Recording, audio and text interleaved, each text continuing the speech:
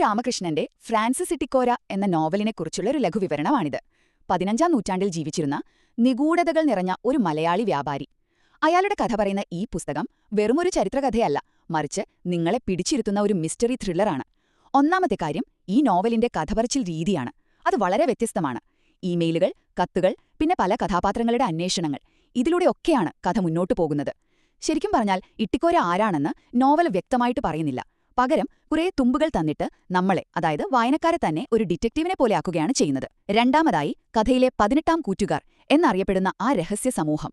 ഇട്ടിക്കോര സ്ഥാപിച്ച ഈ ഒരു കൂട്ടായ്മയ്ക്ക് വളരെ വിചിത്രമായ ചില ആചാരങ്ങളൊക്കെ ഉണ്ടായിരുന്നു. ഉദാഹരണത്തിന്, ഒരു വീട്ടിലെ പെൺകുട്ടി ഋതുമതിയായാൽ ആ കുടുംബത്തിന്റെ ഐശ്വര്യത്തിനായിട്ട് അവളെ കോരയ്ക്ക് കാഴ്ചവെക്കുന്ന ഒരു ചടങ്ങുണ്ടായിരുന്നു. അവസാനമായിട്ട് ഇതിന്റെ ഒരു രചനാശൈലി, അതായത് ചരിത്രവും ഭാവനയും ഒരുമിച്ച് ചേർക്കുന്നൊരു രീതി.